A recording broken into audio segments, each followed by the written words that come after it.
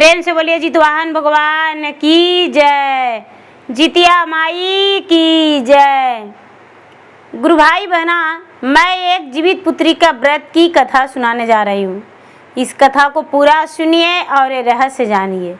जीवित पुत्री का कथा जो होती है वो हर माता को पूरी सुननी चाहिए, आधी अधूरी नहीं।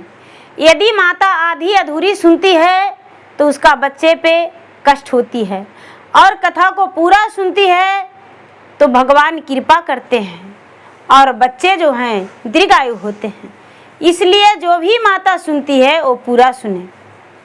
धन्यवाद। माताएं एवं बहनें, मैं एक जीवित पुत्री का व्रत की कथा सुनाने जा रही हूँ। एक नगर में एक राजा रहते थे। राजा के आंगन में एक बहुत बड़ा पीपल का वृक्ष था। पीपल का वृक्ष पे बहुत सारी पक्षी जो है घोंसला लगा रखी थी। उसमें एक गरबैया भी था। गरबैया का 2 बच्चा था।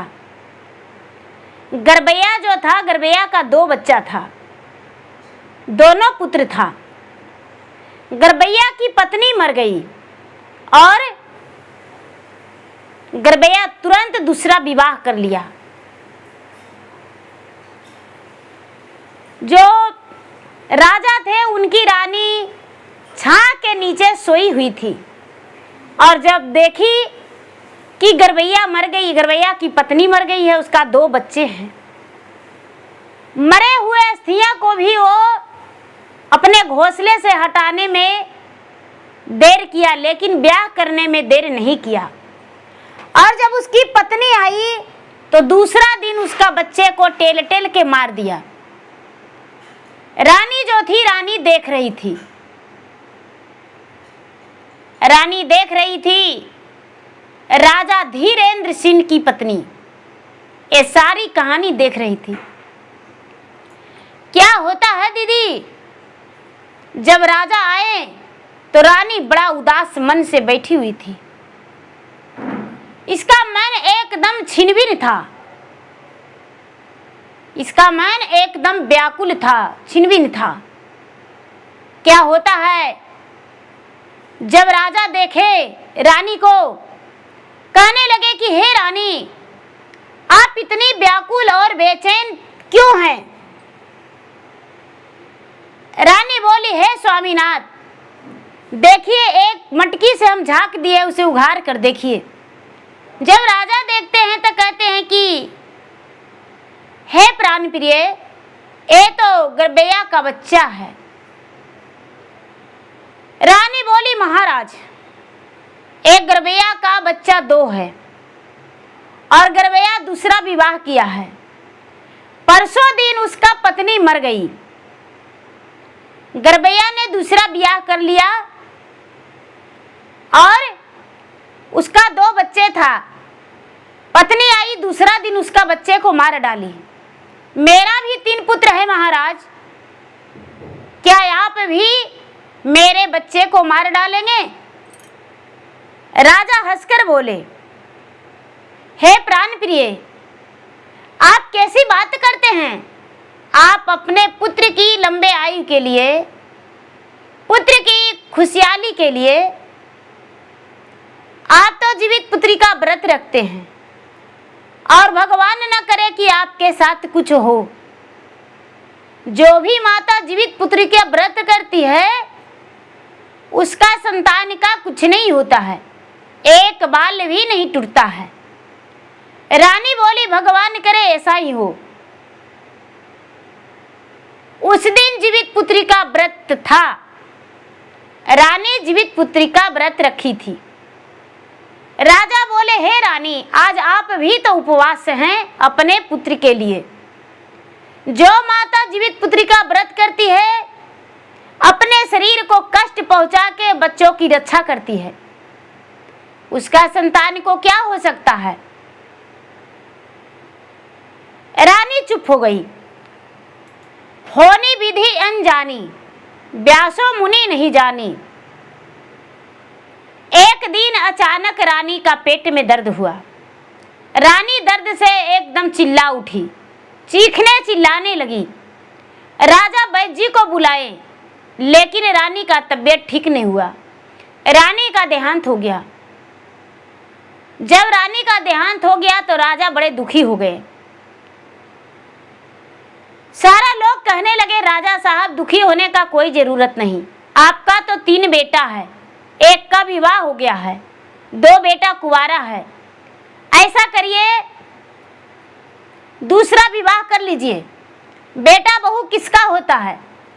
राजा न सोचे न समझे और दूसरा विवाह करने के लिए राजी हो गए। जब दूसरा विवाह करने के लिए राजी हो गए दीदी, दूसरा विवाह कर लिए। आश्विन मास में बेचारी रानी का देहांत हुआ और अगहन मास में राजा विवाह करने के लिए राजी हो गए। राजा का ब्याह पक्की हो गया। बारात जाने के लिए तैयारी हो गया। राजा का बारात सज गया। सभी लोग राजा के बारात गए पर जा, लेकिन राजा का बेटा जो था बड़े राजकुमार, वो बारात में नहीं गया। वो स्वच्छ के लिए जाता है, अरहर के खेत में वो बैठ गया। एक सियारिन कहता है सियार से, हे सियारू पंडे, मुझे मांस खाने का मन हो रहा है। सियार बोला, अरे पागल, तुम्हें मांस खाने का मन हो रहा है, क्यों? सियारिन बोली, क्या बताऊं महाराज, बहुत ठंड लग रहा है, यदि मांस खा लेंगे तो मुझे ठंड नहीं लगेगा। सियार बोला, कितना मांस खाओगी? राजा जो इस राज्य का राजा है वो मरने वाला है, आज वो ब्याह करके लौटेगा और रात्रि में रानी का पेट से एक नाग निकलेगा, राजा को डांस लेगा और राजा मर जाएगा, राजा का प्राण निकल जाएगा। बस कितना मांस खाओगी? जब राजा को जलाने जाएगा तो प्रजा तो दुखी रहेगा, आधा जलेगा आधा कच्चा रहेगा, हम लोग खूब मजे से खाएंगे। सियारिन बोली, हे स्वामी, यदि राजा मर जाएंगे तो प्रजा को कौन देखेगा, राज कौन चलाएगा? हम आपके सामने हाथ जोड़ते हैं, पैर पड़ते हैं, राजा को प्राण को बचा लीजिए। सियारिन की बात सुनकर सियार बोले, अरे पागल, तुम्हें समझ में आता है कैसे राजा बचेंगे? भला राजा को कौन बचाएगा? सियारिन बोली, हे सियारू पाड़े, जाके आप गांव में बोल दीजिए कि राजा को कोई बचा ले, ऐसी ऐसी बात है। सियार बोले, अरे गांव में जाएंगे तो कुत्ते झूझ जाएंगे मेरे आगे पीछे और मेरा खलरिया से मांस तक नोच नोच के खा जाएगा, मेरा हड्डियां का भी पता नहीं रहेगा। तुम ही जाओ ना, बड़ा दर्द लग रहा है राजा पे। सियारिन बोली, नहीं नहीं, हम नहीं जा सकते हैं, मेरा तो बच्चा है। क्या होता है दीदी, राजा के बेटा, बड़ा बेटा राजकुमार सुन रहा है राहड़ी में बैठ के, सारी बातें सुन लिया।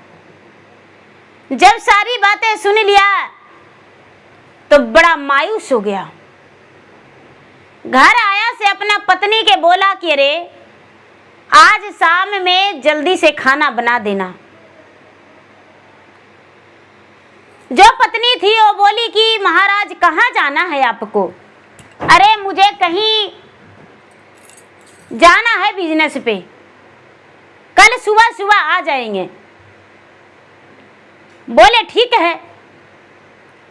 शाम हुआ, राजा साहब आ गए दीदी, ब्याह करके बारात लौट गया, दुल्हन परछन हो गया, दुल्हन घर के अंदर चली गई, कोहबर पूजा हो गया, सारे रिश्तेदार थे जो सब अपने अपने घर चले गए। शाम का समय हुआ, राजा का सुहाग से सज गया। जो बेचारी बहू थी वो खाना बनाई, जल्दी जल्दी अपना पति को खाना खिला दी। राजकुमार क्या करते हैं कि माता के पिता के जिस कमरा में सोना था उसी कमरा में एक चटाई लपेट के हाथ में तलवार लेके खड़े हो गए। जब खड़ा हो गए दीदी तो देखिए क्या होता है। इधर राजा भी बिस्तर पर जाके सो गए और रानी भी। दोनों में आधी रात तक बातचीत होते रह गया। दोनों को गहरा नींद पड़ गया। आधी रात के बाद राजकुमार जो है देखते हैं कि अब दोनों बातें चीत करना बंद कर दिए। खराटे का आवाज आने लगा। राजा मोटी मोटी बड़ी बड़ी खराटे लेते थे, लंबी लंबी। राजकुमार जब सुने कि मेरे पिताजी खराटे ले रहे हैं तो चटाई से थोड़ा सिर निकाल दिए, अपना हाथ भी निकाल दिए, तेगा निकाल के और देखने लगे। तभी ये रानी का पेट से एक बहुत बड़ी नागिन निकलती है। नाभि से नागिन निकल के और राजा को डांसने के लिए तैयार हुआ। जैसी राजकुमार बार कर दिया, यानी नाग के सिर काट दिया और सिर नीचे गिर गया। राजकुमार क्या करते हैं दीदी, 3 टुकड़ा सर्प को कर देते हैं और एक बर्तन से उसी कमरा में ढक देते हैं। राजकुमार लाइट बत्ती के इंजोला में देखे कि माता के सीने पे एक बूंद खून गिर गया।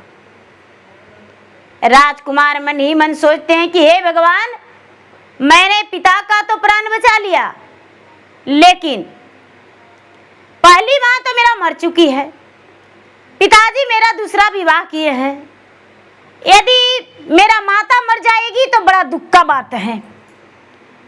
क्या करूं, कैसे पोंछूं? हाथ से पोंछेंगे पाप लगेगा। फिर राजकुमार सोचते हैं कि अरे मेरा माता है, मैं पुत्र हूं, मुख में रुमाल लेके यदि पोंछ देंगे सीने का खून तो कोई दोष नहीं लगेगा। माता तो माता होती है, मेरे पिता की जीवन संगनी अर्धांगिनी है। और राजकुमार मुख में रुमाल लेकर और खून पोंछने लगा। रानी चकचहा के उठ गई और राजकुमार के हाथ पकड़ ली, बड़ा जोर से चिल्लाई, राजा साहब उठिए, राजा साहब उठिए। राजा उठे। क्या हुआ, क्या हुआ? राजा साहब आप अपना लिए ब्याह किए हैं या अपना बेटा के लिए? राजा बोले नहीं, मैं अपना लिए। मेरा बंद कमरा में ये कैसे आ गया आपका बेटा? ये पापी है। राजा साहब बोले कि छोड़ दीजिए, सुबह में इंसाफ होगा। राजा साहब के कहने पर रानी छोड़ दी हाथ राजकुमार को और राजकुमार जो है बाहर निकल गया। बाहर निकल गया दीदी। अब क्या होता है, सवेरा होने पर रानी जो थी अपने पति को कानों में न जाने कितना अनाप शनाप जड़ दी। राजा गुस्से से तलमरा रहे थे। राज कचहरी में राजा तीनों बेटा को बुलाए। तीनों बेटा वहां उपस्थित हो गया, तीनों राजकुमार। बड़ा बेटा को कहते हैं कि बोलो बेटा, बड़ा से बड़ा कसूर को क्या सजा होना चाहिए और छोटा से छोटा कसूर को क्या सजा होना चाहिए, यदि उससे भी छोटा हो तो क्या सजा होना चाहिए? बड़ा बेटा बोला, पिताजी बड़ा से बड़ा कसूर को फांसी का सजा होना चाहिए, कुछ हल्का हो तो थूक चटा के छोड़ देना चाहिए, उससे हल्का हो तो राज से निकाल दीजिए। और क्या बतावें? ठीक है जाओ। पिताजी ऐसा नहीं, धोबिया के हाल नहीं होना चाहिए। राजा बोले धोबिया का हाल क्या था बेटा? पिताजी एक धोबी था, धोबी का एक बच्चा था और धोबी के पास एक नेवला था। धोबी रोज कपड़ा धोने जाता था अपने नेवला पे छोड़ के। नेवला बेचारी रोज उसका बच्चे का रखवाली करती थी। एक दिन मन हुआ कि क्यों ना जंगल से हो आऊं, क्यों ना जंगल से हो आऊं। और जो धोबिया था कपड़ा धोने गया था। धोबिन बोली थी कि नहाई खाई आज है जिउतिया का, और आज ही कपड़ा धो लेंगे, कल कपड़ा नहीं धोएंगे। धोबी और धोबिन दोनों चले गए थे तालाब में कपड़ा धोने। जो नेवला थी, नेवला चली गई जंगल में। इतना ही में धोबी का बच्चे का एक सर्प काट लिया और धोबी का बच्चा मर गया। धोबी और धोबिन दोनों पहले आ गए। बच्चे को देखकर धोबिन रोने लगी, पूरा गरजने लगी कि हाय रे, आज मेरा जिउतिया व्रत था, मेरा बच्चा मर गया। लेकिन धोबी का मन में इसके लिए कोई सीधा लगा कि नेवला आएगा, मेरा बच्चा का पहरेदारी करता था, उसे हम आज मार डालेंगे। एक डंडा लेके खड़ा हो गया और जब नेवला आया तो सीधा लाठी बार कर दिया धोबी। नेवला का प्राण चला गया, मुंह फट गया, मुंह से एक जड़ी निकला। पड़ोस का लोग बोले, अरे भाई, नेवला आया है जंगल से, इसका मुंह से एक जड़ी गिरा है, इस जड़ी को पीसकर यदि पिला के देखो, हो सकता है बच्चा जीवित हो जाए। गांव वाले लोग जड़ी को पीस दिए और बच्चा को पिला दिए। बच्चा जीवित हो गया। और जब बच्चा जीवित हो गया तो धोबिन कहती है कि अरे मेरा जिउतिया व्रत, मैंने अपने संतान की लंबी आयु के लिए, दीर्घायु के लिए व्रत रखा और मेरा बच्चे का प्राण वापस आ गया। धोबी कहता है, छाती मुक्का मारता है कि हाय रे मेरा नेवला, ओह कितना मेरा नेवला अच्छा था जिसे मैं प्राण ले लिया। बड़ा मायूस हुआ, बड़ा दुखी मनाया। ऐसा नहीं होना चाहिए पिताजी। राजा बोले, जाओ बेटा, इरमस्तु, ऐसा नहीं होगा। राजा दूसरी बेटा को बुलाए। दूसरा बेटा आया। राजा कहते हैं कि बोलो बेटा, बड़ा से बड़ा सजा को, बड़ा से बड़ा गलती को क्या सजा मिलना चाहिए, उससे कुछ कम हो तो क्या मिलना चाहिए, उससे कुछ कम हो तो क्या मिलना चाहिए। दूसरा बेटा बोला, पिताजी, बड़ा से बड़ा सजा को फांसी का, बड़ा से बड़ा गलती को फांसी का सजा, उससे यदि छोटा हो तो राज्य से निकाल दीजिए, उससे कुछ छोटा हो तो थूक चटा के, उठक बैठक करा के छोड़ दीजिए। और नहीं तो पिताजी, आप साहूकार वाला गलती मत कीजिएगा, साहूकार का हाल मत कीजिएगा। राजा बोलते हैं, साहूकार का क्या हाल था बेटा? पिताजी, एक साहूकार था, उसके पास एक कुत्ता था। कुत्ता बड़ा सुंदर और बड़ा प्यारा था। साहूकार के घर में गरीबी आ गया। उसे इतना गरीबी आ गया कि खाने के लिए नहीं था। साहूकार के पास कोई धन नहीं था। साहूकार को लगा कि क्यों ना हम अपने कुत्ता को एक अमीर घराने में गिरवी रख दूं। और एक साहूकार के यहाँ गिरवी धर दिया और वो 500 कौड़ी में धरा। कुत्ता से बोला कि जब हम छुड़ाने आएंगे तभी मेरे घर चलना, और नहीं तो तू नमक खराब मत बनना। कुत्ता हुकारा भर दिया। साहूकार के घर कुत्ता रह गया। क्या होता है पिताजी, 1 से 2 दिन हुआ कुत्ता को गिरमी धरे हुए। जिस घर में कुत्ता गिरमी था उसी घर में कुत्ता जो था बंधा हुआ था घर के अंदर। चोर ढुक गया और साहूकार की यहाँ चोरी कर लिया। कुत्ता पूरा हू चिल्लाया, किसी ने भी उठकर कुत्ता की आवाज सुनकर नहीं देखा। सुबह हुआ तो जो चोर था क्या किया था कि एक कुएं में सारा सामान डाल दिया था। छोटा कुआं था जिसमें पानी नहीं थे, नहीं गड्ढा था। गड्ढा में सारा सामान रख के ढक दिया था और सारा चोर जो है इधर उधर छुप गया।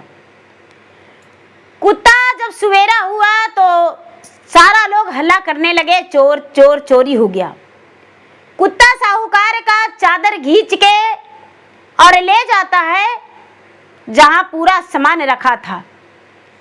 साहूकार गए, वहां उघाड़ कर देखते हैं तो सारा घर का धन संपत्ति, रुपया पैसा, बर्तन, कपड़ा सब उसी गड्ढा में पड़ा है।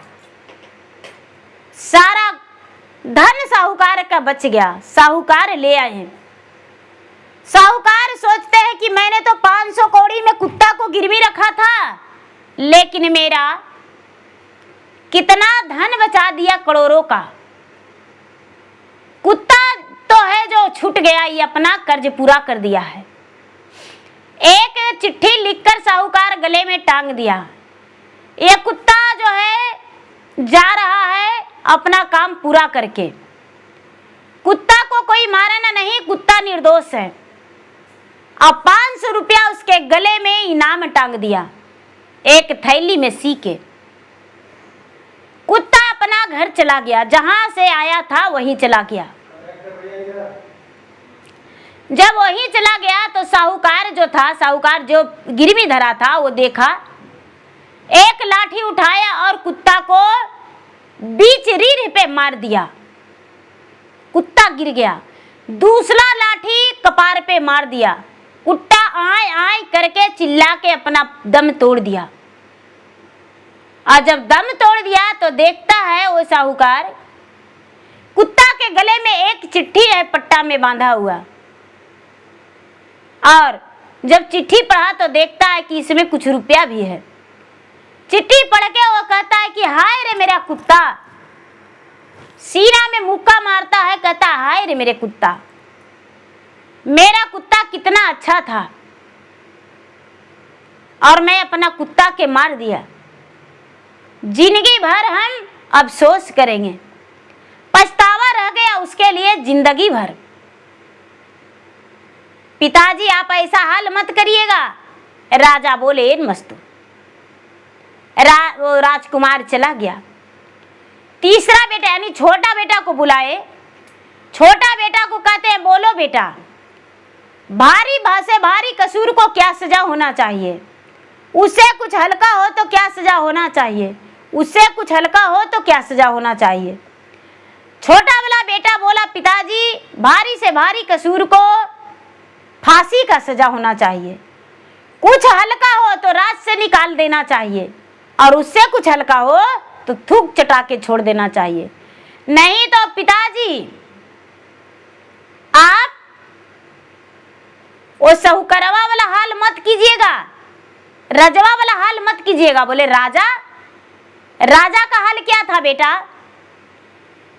बोले कि देखिए पिताजी, एक इसका कहानी कह के सुनाओ। बेटा बोला, देखिए पिताजी, एक राजा था, उसका एक ही बेटा एकलौता था। बेटा जो था अपना मन के मर्जी से चलता था, किसी का बात नहीं सुनता था। बेटा का गौना कराने गया था, दुल्हन को लेकर आ रहा था, और एक वृक्ष था। वृक्ष के पास डोली कहार रख के और छांव में बैठे आराम कर रहा था। तभी एक सियार जो है, वो सियार कहता है कि हाय रे हाय, ए नदी में बहता जा रहा है एक मुर्दा, और मुर्दा के जांग में दाहिना में 2 लाल और बायां में 4 लाल। जो इसका लाल निकाल लेता तो मालामाल हो जाता और हमें तो खाने के लिए मिल जाता। सियार और सियारिन मांस के लालच में ऐसा बोला। सियार सियारिन जानता था कि धारा से कोई इधर कर देगा तो हम खा जाएंगे। सियार सियारिन जल में हेलने से डर रहा था। डोली में दुल्हन थी और सारी बातें सुनी। मन में उसका लालसा जागृत हुआ कि इसके जांग में लाल है। दुल्हन थी, ससुराल गई। ससुराल में उसका परछन हुआ। जो भी विधि रस्म होता है सारा विधि रस्म हो गया। उसके बाद क्या होता है कि शाम का समय में सारा लोग भोजन किए, वो भी भोजन की दुल्हन। सारा लोग सो गए, वो भी सो गई। आधी रात हुआ तो उसका तो ध्यान लाल पे था। रसोई में से जाके एक चक्कू निकालती है, कमर में खोस लेती है। उसका पति जो थे वो कहते हैं कि नई नवेली दुल्हन क्यों जागी है। ओ इसका पीछा धर लिए। आगे आगे वो दुल्हन चल रही है, पीछे से उसके पति। सीधा नदी में वो लड़की आ गई, मुर्दा को खींच के जांग चीर दिया। दाहिने में 2 और बाएं में 4 लाल निकाल लिया। अपना पल्लू में बांधकर घर चल दिया। जैसा ही अपना घर में घुसा, बड़ा जोर से उसका पति चिल्लाया, माँ जागो, माँ जागो। सारे परिवार जाग गए। कहने लगे, बेटा क्या हुआ। जो राजकुमार है वो बोला कि माँ ये बहू नहीं राक्षिनी है। आधी रात में ये मुर्दा खाने गई थी। ये देखो मुर्दा खा के आ रही है। इसका कमर में एक चक्कू रखा हुआ है। सारे लोग देखे, सच में चक्कू था। अब सवेरा होते ही राजकुमार कहता है, माँ इसे निकाल दो, मार डालो या तो मैके पहुंचा दो। ऐसा राक्षिनी को हम नहीं रखेंगे। क्या होता है कि राजकुमार अपना पत्नी को निकाल दिया। राजकुमार को पिता कहते हैं कि अरे इसे मैके छोड़ आते हैं। डोली में करके मैके छोड़ने जा रहे हैं। घोड़े पे सवार राजकुमार के पिता राजा और डोली में दुल्हन, आगे आगे राजा और पीछे से दुल्हन। चलते चलते चलते चलते चलते चलते उसी ब्रिज के पास फिर से कहार रख दिया डोली, और राजा भी घोड़ा बांधकर बैठ गए। उसी ब्रिज पे एक काग रहता था। काग बोला, आह क्या बताऊं रे आज। ए पीपल के ब्रिज के नीचे 7 बसाहियत का माल है और उस पे एक गड़रा पिल्लू है। यदि ये कोई माल निकलवा लेता तो माला माल हो जाता, और गड़रा पिल्लू मुझे देता, जो गड़रा पिल्लू 12 बरस का पोसाया हुआ है। खाने में तो मुझे बड़ा मजा आता और बड़े प्रेम से उसको खाते, और खा के हम कितना दिन तक रह जाते जो भूख नहीं लगता। डोली में से दुल्हन सुनी तो कहती है कि जम्बू बोला यह पल पाया, अब तू क्या बोला रे काग। राजा है, कहते हैं बेटी क्या बोल रही हो। दुल्हन नहीं नवेली बोली, नहीं पिताजी ऐसा कोई बात नहीं। नहीं नहीं जरूर कोई बात है, बताओ क्या बात है।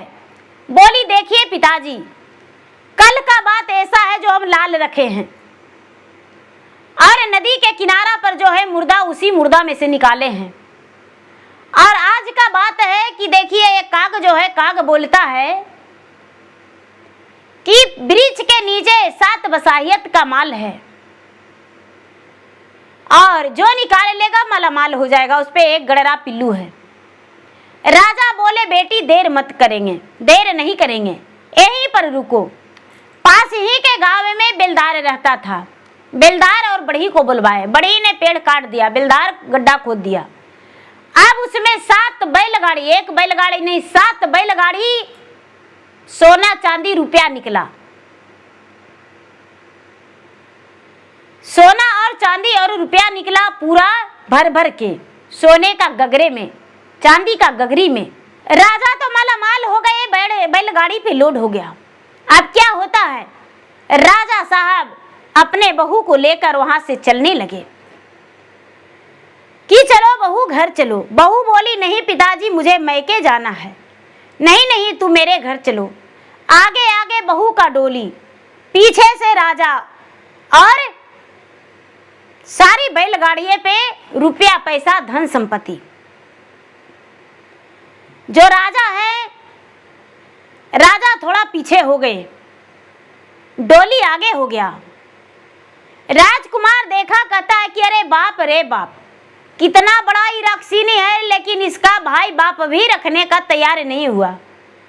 इतना धन संपत्ति देकर अपना बेटी को विदा किया है तो क्या रक्षिणिया को रखेंगे। तेगा लेके दरवाजे पर खड़ी था। जैसा ही डोली से सर निकाली राजकुमारी और उसके पति दो खंड कर दिया। जब उसके पिता पहुंचे तो छाती मुका मारते हैं और कहते हैं कि अरे बाप रे, इतना लछनवान बहू को मेरा बेटा काट दिया। जब मेरा बहू इस दुनिया में नहीं तो मैं रह के क्या करूंगा। एक मेरा बहू थी जो जानवरों और पक्षियों की भाषा समझती थी, इसके पैर भी नहीं रखाया मेरे घर में सही से, और इतना मालामाल हम हो गए। छाती मुक्का मार के और वहीं पर गिर गए, जो उनका प्राण निकल गया। पिताजी ऐसा हाल मत कीजिएगा। राजा बोले ठीक है बेटा। तीनों बेटा अपना घर चला गया, घर के अंदर काम करने लगा, जो भी काम था। राजा मायूस में पड़े गए। रात्रि में फिर से रानी अपने कमरे में गई, राजा से अनबन पूरी बात की। राजा बोलते हैं क्या करूं, अपने बेटा को घर से निकाल दीजिए। यदि आपका बेटा इस घर में रहेगा तो हम नहीं रहेंगे, अपना प्राण त्याग देंगे। पहली पत्नी मर गई है, और यदि हम मर जाएंगे तो सब कोई आपको बोलेगा राजा मेहर खौका है। राजा की पत्नी मर जाता है। राजा बेबस हो गए और कहते हैं कि क्या करें, बड़ा बेटा को घर से निकाल दीजिए। राजा बड़े मायूस हो गए, कलेजे कांप रहा है बेटा को दंड देने में। लेकिन देखिए दीदी क्या होता है। रात्रि में राजा एक बोर्ड लिख के तैयार कर दिए और दरवाजे पर टांग दिए। सुबह उठा तो राजा के बड़े बेटा स्वच्छ के लिए हाथ में लोटा लेकर चला गया। जब आया है तो बाहर दरवान कहता है कि राजकुमार जी पहले साइन बोर्ड में देख लीजिए क्या है। राजकुमार देखा तो पढ़ा, लोटा घर के अंदर फेंक दिया और वहीं से पीछे मुंह मोड़ लिया। जो दासी थी वो आंगन बाढ़ रही थी। उनकी पत्नी, राजकुमार की पत्नी बेचारी बेला, वो भोजन की तैयारी कर रही थी। जाके दाई बोली रानी जी आपकी राजा साहब तो नगर छोड़ के, राजमहल छोड़ के, आपको छोड़ के चले जा रहे हैं। वैसा देखी तो सुनी तो बेचारी तनिक नहीं देर की और घर से निकल गई खाली हाथे। जब अपने पति का साथ दर्दी लिया तो उसके पति कहते हैं दीदी कि अरे प्राण प्रिय, हम तो जोगी फकीर बनेंगे, तू मेरे साथ कहाँ जाओगी, तू लौट जाओ। तुम्हारा घर में सास ससुर देवर धन संपत्ति सब कुछ है, और मेरे जैसा फकीर के साथ क्या करेगी। रानी बोली है स्वामी, जब आप नहीं तो हम कहाँ। आप से मेरा जिंदगी शुरू होता है, आप भी पे खत्म होता है। जिसका पति नहीं वो पत्नी नहीं, पति पर ही पत्नी शोभती है। जैसे पूरे शरीर के अंग में मांग का सिंदूर नहीं रहता है तो संसार खाली हो जाता है, उसके लिए गहना वस्त्र सब हीन हो जाता है। उसी तरह ससुराल में सारा परिवार होते हुए एक पति नहीं होता है तो उसका ससुराल जो है सूना पड़ जाता है। स्वामीनाथ, शरीर के अंग में सिंदूर जो है सबसे ऊंचा दर्जा मिलता है और ससुराल में पति का ऊंचा दर्जा मिलता है। इसीलिए हम नहीं जाएंगे। दोनों चलने लगे दीदी। चलते चलते चलते चलते चलते चलते चलते चलते एक नदी के अरार पे चले गए। भाभी, वो नदी के अरार पे जब चले गए तो क्या होता है देखिए। रानी थक गई, राजकुमार भी थक गए। राजा कहते हैं कि मुझे बहुत जोरों से भूख लगा है। रानी बोली, जाइए कुछ राशन पानी ले आइए। राजकुमार बोलते हैं कि क्या तुम्हारे पास कुछ पैसे हैं? रानी बोलती है, बेचारी बेला कि स्वामी, मैं भी तो खाली हाथ निकला हूँ। मेरे पास एक जूड़ामणि कंगन है। जूड़ा में जो कंगन बांध के जूड़ा कसी थी वो कंगन निकाल के दे दिया। हीरा रतन जड़ा हुआ कंगन था। कंगन दे दिया और बोला, लो लीजिए कंगन। कंगन लेकर राजा एक सुनार के घर गए। सुनार बोला, इसका औकात तो मेरे पास नहीं है। गांव में एक साहूकार है, उनके घर चले जाइए और कंगन का गिरवी वही रख सकते हैं। साहूकार के घर राजकुमार चले गए। साहूकार के पास गए तो साहूकार क्या होता है दीदी, कंगन को लेकर रख देते हैं, गिरवी ले लेते हैं, कुछ रुपया दे देते हैं और बोलते हैं कि फिर से आना मेरे पास और हम तुम्हें और रुपया देंगे। राजकुमार पैसे लेकर नून, तेल, मसाला, दाल, चावल, हड़िया सारा सामग्री बनाने के लिए ले लिया और कुछ लकड़ियां भी खरीद लिया और नदी के अरार पर आया। जो रानी थी चूल्हा बना के रखी थी। रानी को बोली कि सुंदरी, ये खिचड़ी बनाओ, आज दिन का शनिवार है। बोले, ठीक है महाराज, खिचड़ी बनाते हैं। बेचारी रानी खिचड़ी बनाने लगी। राजकुमार बोलते हैं कि आज तो दिन भर दत्तवन भी नहीं किए। समय का 7-8 बजने वाला है।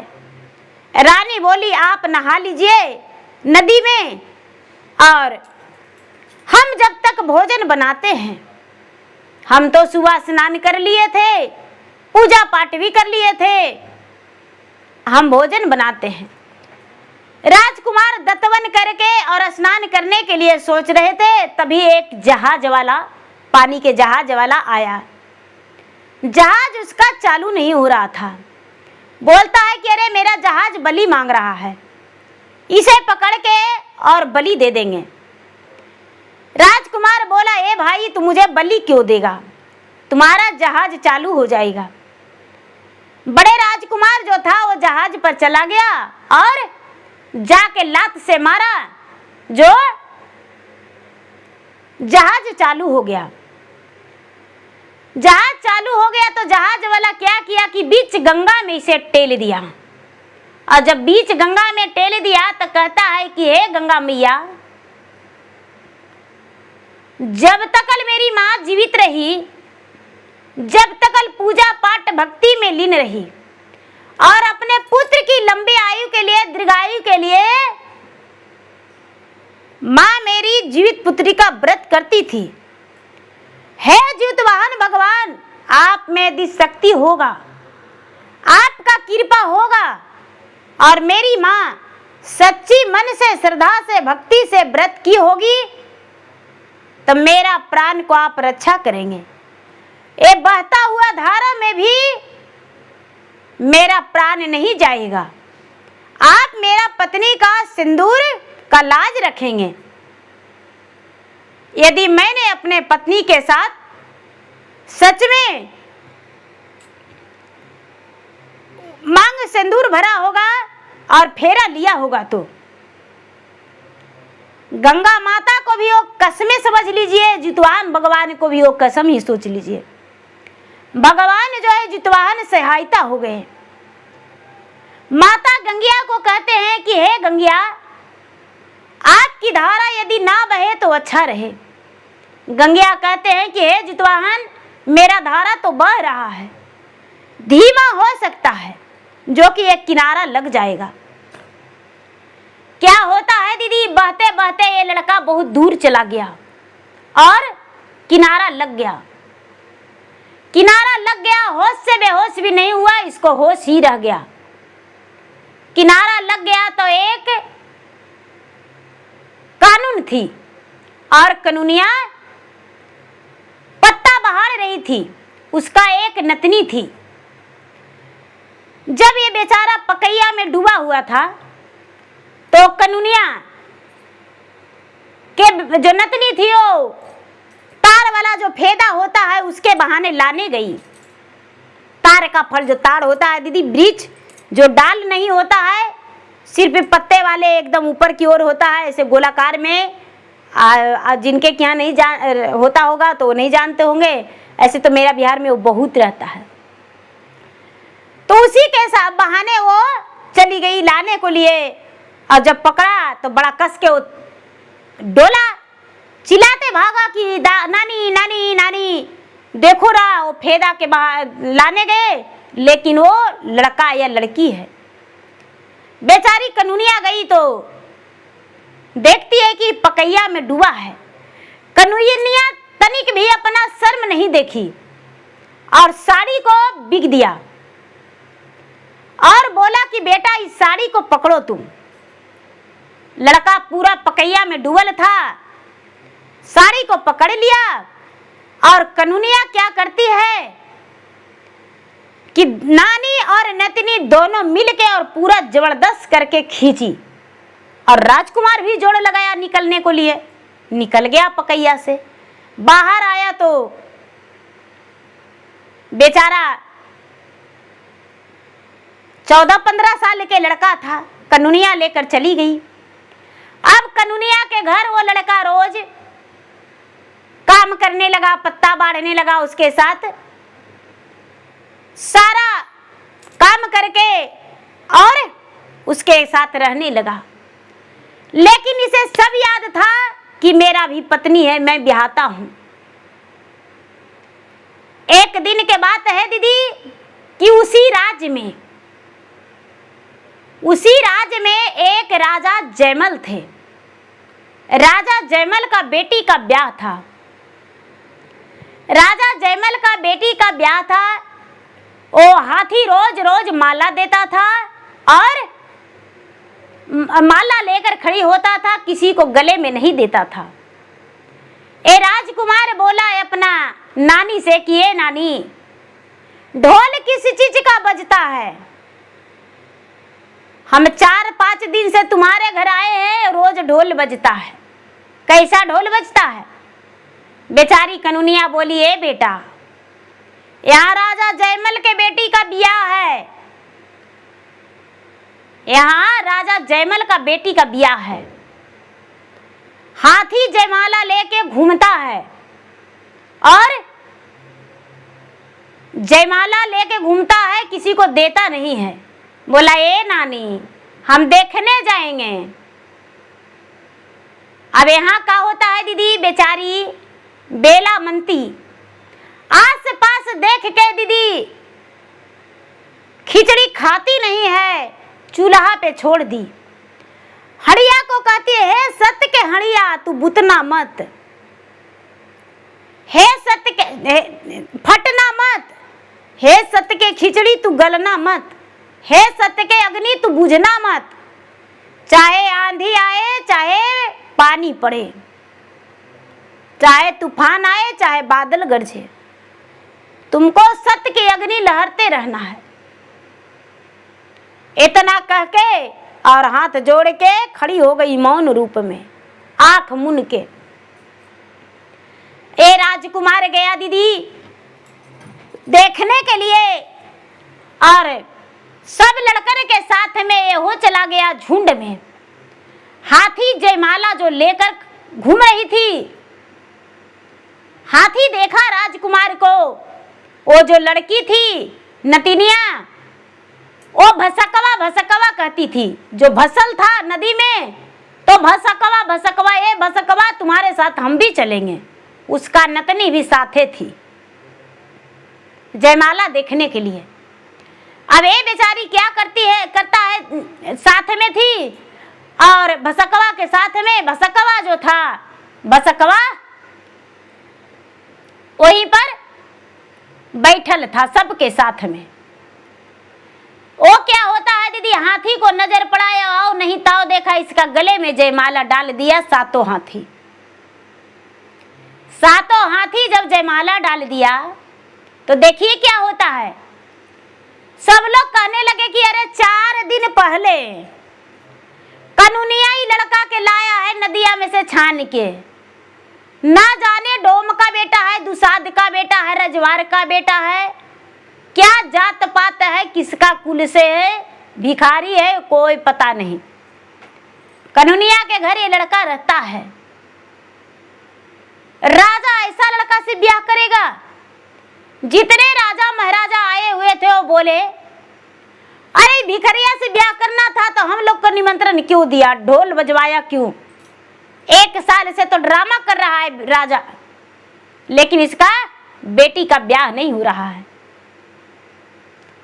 एक गुरु भाई बहना, राजा राजकुमार भसकवा से ब्याह नहीं किए अपना बेटी को, और बहुत मार मारे और भगा दिए।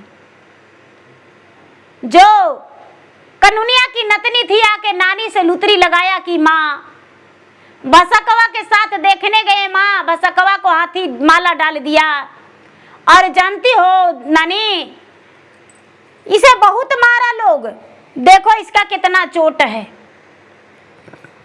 बेचारी वो जो ननिया थी, ननिया उसका सेवा किया, गर्म पानी से सेक मार कर दिया और बोला अब नहीं जाना। बोले ठीक है नानी नहीं जाएंगे।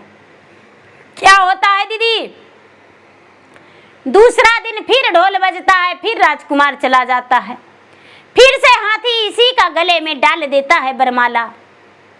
सारा लोग कहते हैं कि भाई एक दिन हाथी पागल हो गया, एक हाथी पागल है, 2 हाथी पागल है, क्या सातों हाथी पागल है? राजकुमारी झिरोके पर से देख रही थी, बोली कि मेरा ब्याह उसी से लिखता है। राजा तुरंत ताल तुम्ही पताल मड़वा सजवा दिए दीदी, और राजकुमारी और राजकुमार का ब्याह हो गया। जब राजकुमारी और राजकुमार का ब्याह हो गया दीदी, तो क्या होता है, दोनों कोहबर में गए। तो रानी राजकुमारी इस करवटिया, राजकुमार उस करवटिया। आधी रात बीत गया, सुबह होने वाला था, लेकिन राजकुमार का सोच कहीं और जगह है कि मेरा पत्नी कैसे रह रही होगी, हम दूसरा विवाह कर लिए और सुहाग सेज पे बैठे हैं, मेरे साथ दूसरा दुल्हन है। हाय रे मेरा किस्मत खेल निराला है, क्या मेरा किस्मत करवा रहा है, चिंता में डूबा हुआ है। इधर रानी है जो बड़ा प्यार से कहती है राजकुमार को कि किया में है हुजी राजा, आवन धाना छोटा जी, अरे किया हो जतिया के ओ छा जी, किया में है हुजी राजा, बुधिया के ओ छा जी, अरे कवने कारण में मुखना बोला जी, नहीं ओ में ही ए सुंदर अवन धाना छोटा जी, अरे नहीं ही ए बोधिया के ओ छा जी, नहीं ओ में ही ए सुंदर अजतिया के छोटा जी, तोहरो से सुंदर रानी अरानी बेला मंतिया जी, अरे तरवा सुरतिया मुखना होवत गावत जी, गंगा के आर रवे सुंदर खिचड़ी गालावत हुई है। अरे उनके फिक्रिए मुखना बोल लीजिए।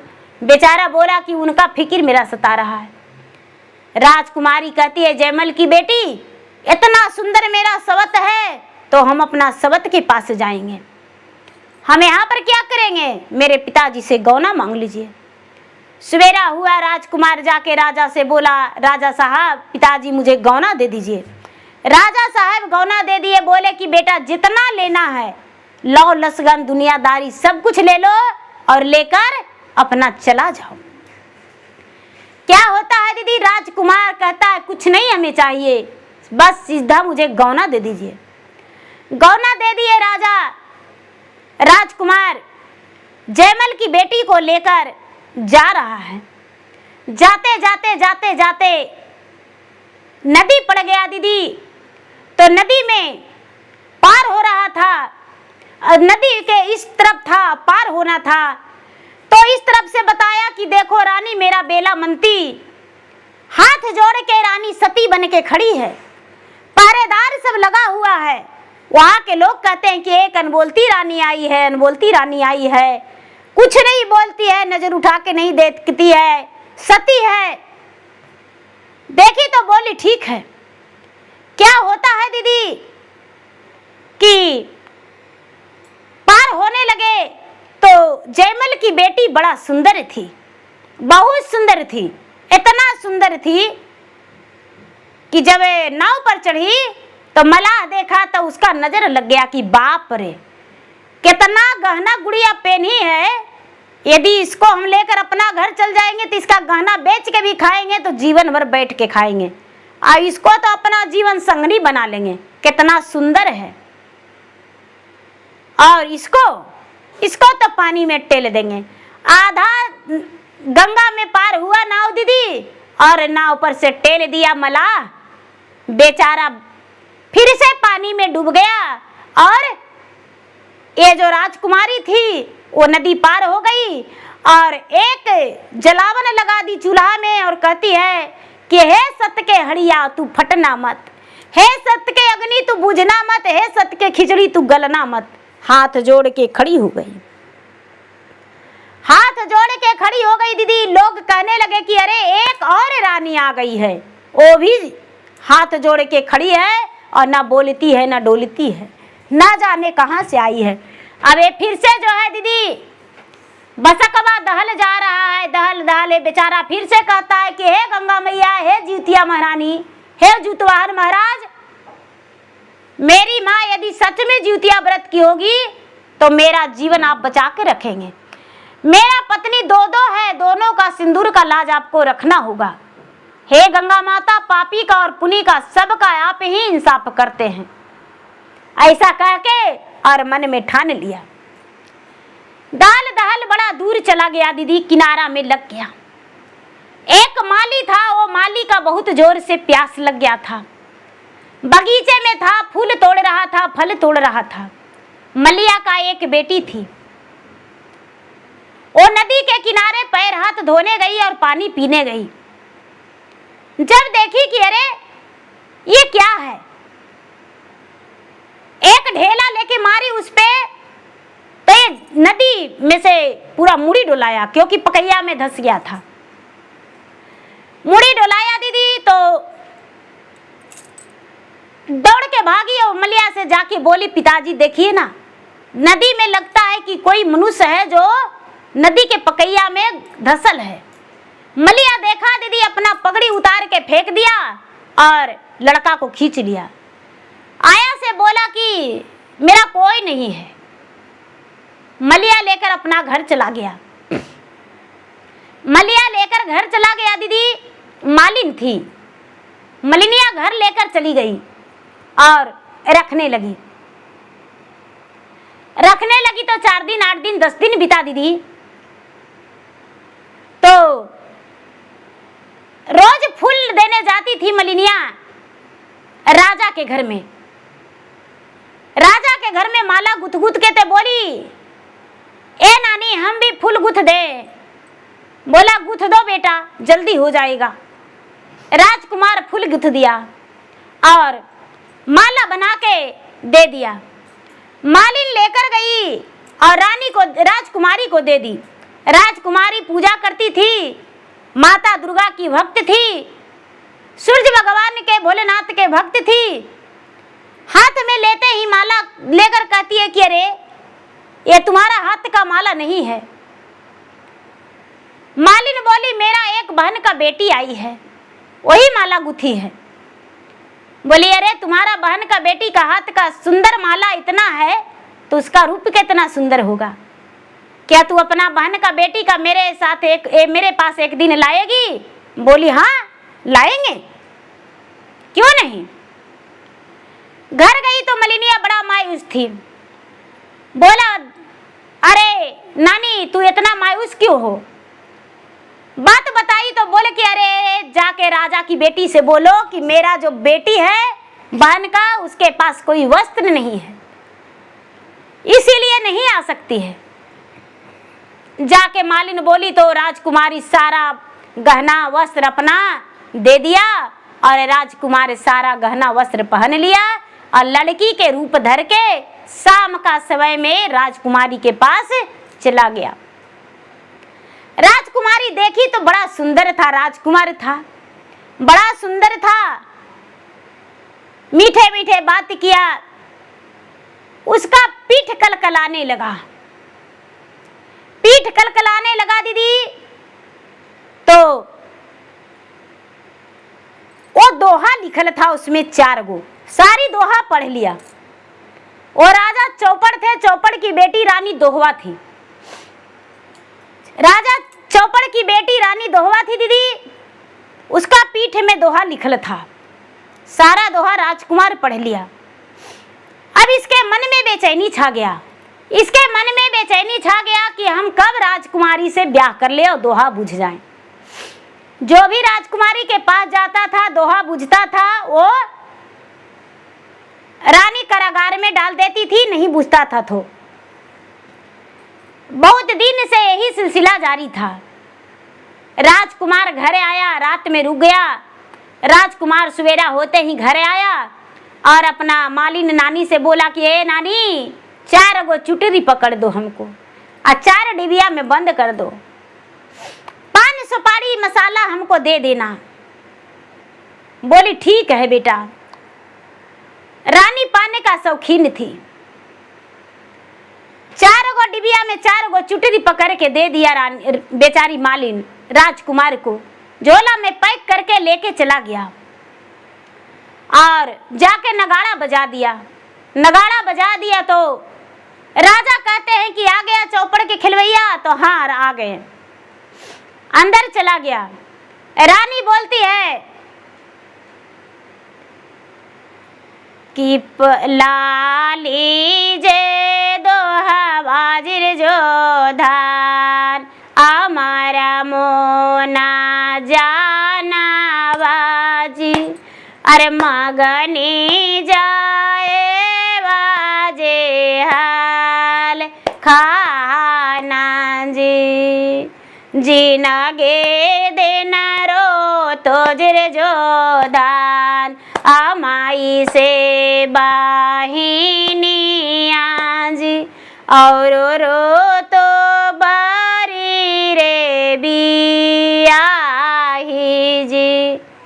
ते राजकुमार है वो कहता है बड़ा प्रेम से कि का तो लाल रानी आमांग के सिंदूर बाजी, दूजे में लाल रानी असुगवा के ठोरिया जी, तीजे में लाल रानी और रानी के चुंदरिया जी, और चौथे में हाथी जीरा जो धन जी, आव जो धन कर तो विवाह बहना दोहा बुझ गया। उसके बाद रानी कहती है कि हमको पान खाने का बहुत मन कर रहा है, जरा हमको सुपारी निकाल कर दीजिए। राजकुमारी क्या किया कि बिल्ली के माथे पर दिया जला दिया और राजकुमार सुपारी निकालने के बहाने एक चुटरी निकाल दिया। बिल्ली दौड़ गई, दिया गिर गया, राजकुमार सुपारी दे दिया। राजकुमारी सुपारी खा गई, एक दोहा हार गई। राजकुमार एक दोहा बुझ गया। दूसरा दोहा फिर से कहती है, हरिहर जे दोहा बाजिर जो धान, अमर मोना जानवाजी, अमगने जाए बाजे हल खाना जी। एका तो हरिहर जिर जो धान, एका तो हरिहरे रानी, पेड़वा के पतिया जी, दूजे में हरिहर रानी, सुगना के पंखिया जी, तीजे में हरिहर रानी, रानी के चुंदरिया जी, चौथे में हाथी जीरा जो धन जी, आवे जो धन कर तो विवाह जी। एक गुरु भाई बहना राजकुमार कहता है ब्याह करेंगे, तो रानी जो थी चौपड़ की बेटी, वो क्या करती है कि कहती है कि हमको लवंग खाने का बड़ा शौक है, हमको लवंग दीजिए। राजकुमार क्या करता है, एक डिब्बा खोल देता है और लवंग निकालने के बहाने एक चुटरी निकाल देता है। राजकुमारी बिल्ली के माथे पर दिया जलाई, दिया गिरा के बिल्ली दौड़ के चुटरी पकड़ लिया। दो दोहा हार गई। रानी का दो साड़ी खिल गया। अब दो बचा है। राजकुमार फिर से दोहा शुरू करने के लिए कह रहा है। राजकुमारी फिर से बोली, उजय राज दोहा बाजिर जो धान, अमर मोना जाना बाजी, अमगने जाए बाजे हाल खाना जी। एका तो उजर रानी, बगुला के पंखिया जी, दूजे में उजर रानी, रानी के राधा तवाजी, तीजे में उजर रानी, रानी के चुंदरिया जी, और चौथे में हाथी जीरा जो धन जी, अब जो धन कर तो विवाह जी। एक भाई बहना जो रानी है राजकुमारी, वो कहती है कि हम पान खाने का बड़ा शौकीन है, हमको पान मसाला दीजिए। पान मसाला राजकुमार देता है। एक चुटरी निकल जाता है। रानी दिया जलाती है बिल्ली के माथे पर और बिल्ली चुटरी के बहाने दौड़ जाती है और दिया गिर जाता है। 3 दोहा हार गई। चौथा दोहा फिर से रानी कहती है कि चौथा दोहा भी आप नहीं जानते हैं, जिंदगी भर जेल खटिएगा, अभी भी समय है, लौट जाइए। रानी जा कहता है कि चौथा दोहा भी हम बुझ के जाएंगे। तो रानी कहती है,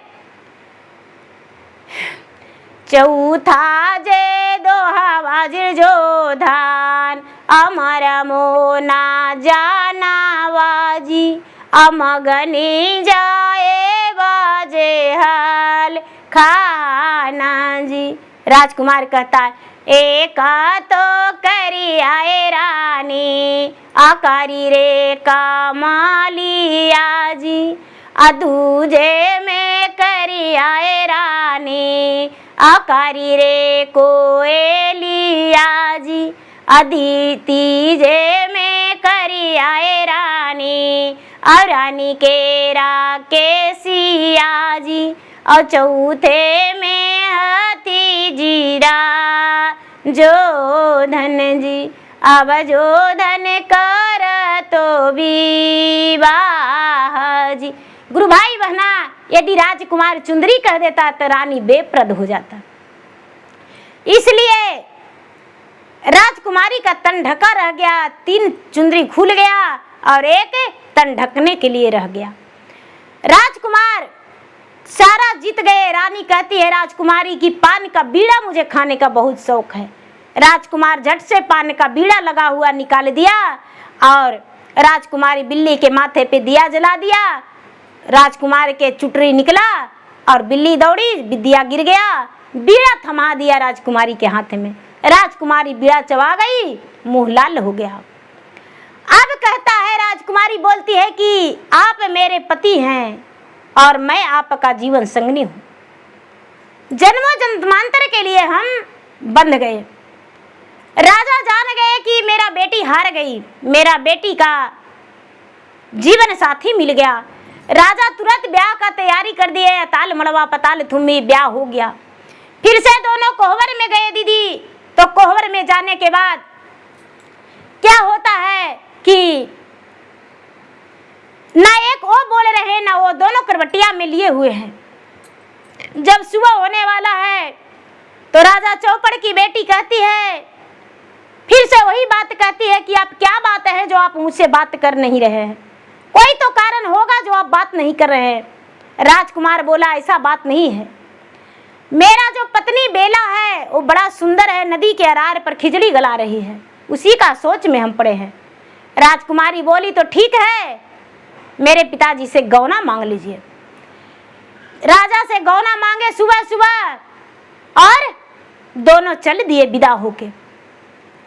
इस तरफ रानी बेला, उस तरफ राजकुमार और राजकुमारी दोनों हैं दीदी, और दोनों बातें कर रहे थे, दतवन करने लगे।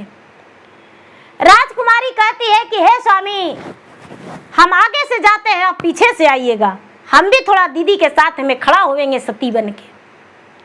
नाव से पार हो गई। राजकुमार झाड़ियों में गया बेचारा स्वच्छ के लिए, और एक सोच घरियार नाग जो है वो घींच लिया अपना श्वास से, अपना श्वास से घींच लिया। अब गया है तो राज को जो नाग है वो कहता है कि अरे तो राजा का बेटा है। नाग कन्या जो थी वो मोहित हो गई, कहती है पिताजी आप सबको तो खा ही जाते हैं, मेरा ब्याह आप नहीं करेंगे, इसको से मेरा ब्याह कर दीजिए। राजकुमार को ब्याह हो गया नाग कन्या से। फिर वहां भी दोनों वैसा ही कोहबर में गए तो दोनों अपना 2 करवटिया में हैं। 2 करवटिया में दोनों दो तरफ हैं नाग कन्या। फिर से वही जवाब दी तो राजकुमार बोला कि भाई ऐसा बात नहीं है, हम शादीशुदा हैं, मेरा पत्नी गंगा के घाट पे देखे खिचड़ी गला रही है और वो बड़ा सुंदर है, मेरा आस जो रही है। बोले ठीक है। एक गुरु भाई बहना शादी हो गया और विदाई के लिए कहती है नाग कन्या की स्वामीनाथ मेरे पिता से विदा मांगिए, और एक मेरे पिता का मुनरिका है जो मांग लीजिए। क्या होता है कि तीसरी कन्या भी गई, जो तीसरी रानी थी वो भी गई और जाके सती की तरह हाथ जोड़कर खड़ी हो गई। ये जो नाग का बेटी है धामिन का, वो विदाई मांग लिया और दोनों नदी पार हो गया। राजकुमार कहता है कि तू जाओ और हम आते हैं अपना पत्नी का चूड़ी मंगनी कंगन छोड़ा के।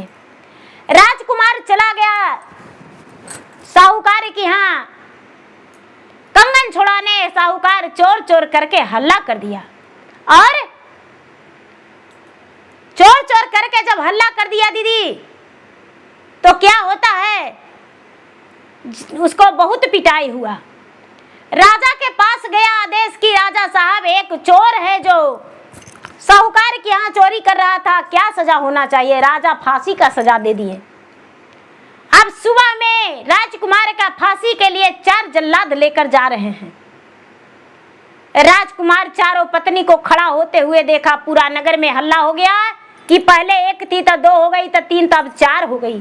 चारों अनबोलती रानी है।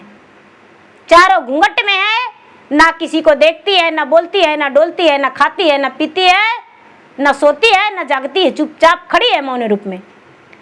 पहरा हो गया पुलिस का वहां पर।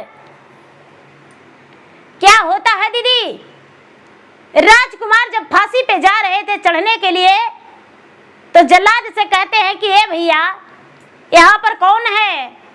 जल्लाद बोला, अरे रानी अनबोलती है, सती रानी है।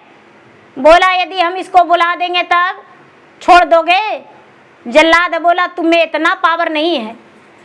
बोला, भाई यदि बुला देंगे तो क्या मुझे फांसी से छोड़ दोगे? बोला, हाँ। तो ठीक है, उतारो। बोला कि देखो हाथ बांध देंगे, पैर बांध देंगे। बोला ठीक है।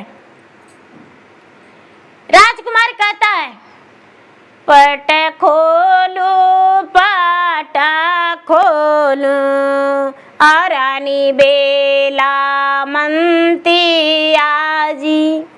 पट खोलो पाटा खोलो, चौपड़ के जयमल के बेटी आजी।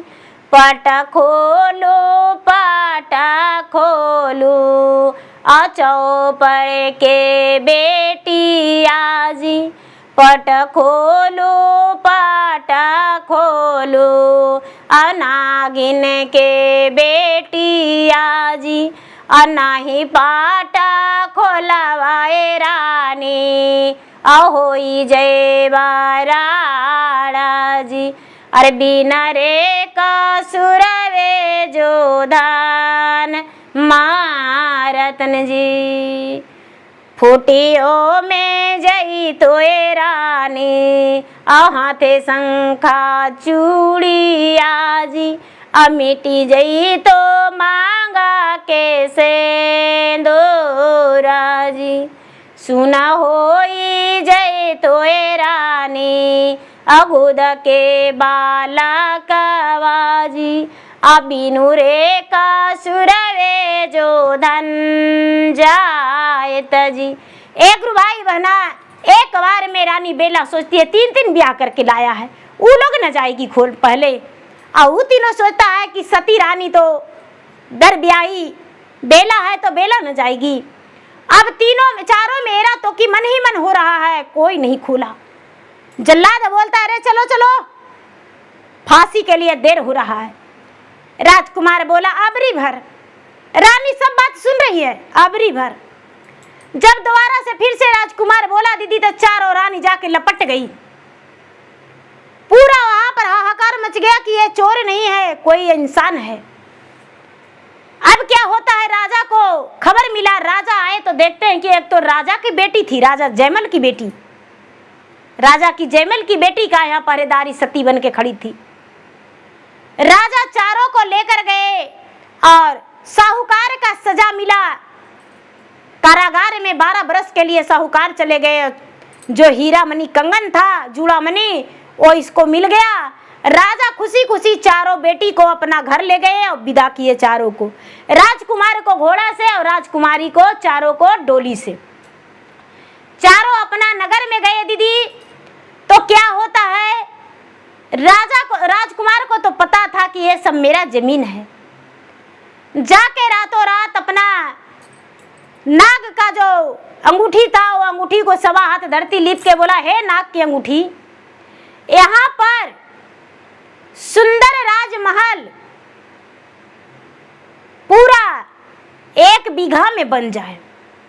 चौबगल बाग, फुलवाड़ी, तालाब, कुआं, मंदिर सब कुछ हो जाए। मेरा घर में पहरेदार, सब कुछ हो गया। गांव का लोग चकित होने लगा। सुबेरा सब सलामी देने जाने लगा कि अरे एक नया राजा आया है, बस गया है, नया राजा है। जो भी जाता था उसे राजकुमार कुछ न कुछ देकर विदा करते थे, भोजन करा के।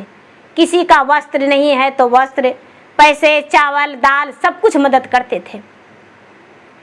जो दोनों भाई था दीदी, दोनों भाई इतना गरीबी राजा को आ गया था राजकुमार और रानी बेला को निकलने पर कि जिसमें कहने का कोई ठिकाना नहीं।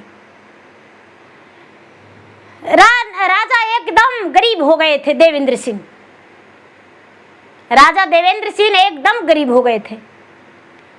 क्या होता है दीदी, राजा को पता चला, दोनों बच्चे को भी पता चला, यानी राजकुमार को, भाई को, तो लकड़ी काट के बेचता था। दोनों लकड़ी लेकर गया, भाई को पहचान गया, बोला कि बाबू लकड़ी मुझे दे दो और रोज मुझे ही लाके देना।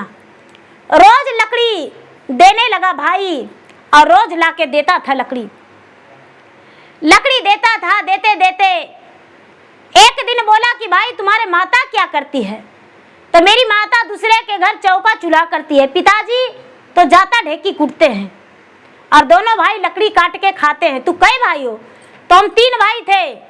मेरे बड़े भैया ना जाने कहाँ चले गए हैं। जब से मेरे भैया घर छोड़े हैं, मेरे घर में ताश नाश हो गया। भैया को जाते ही मेरा घर में आग लग गया, ढा डनमना गया और मेरे पिताजी के हाथ में कुछ नहीं रहा। मेरे पिताजी तो अब एगो भिखारी से भी बेहतर जिंदगी बिता रहे हैं। बोले ठीक है बाबू, मेरे घर लकड़ी ला के देना और रोज खाना खा लेना। रोज दोनों भाई लकड़ी ले जाकर देता था और खाना खा के चल जाता था।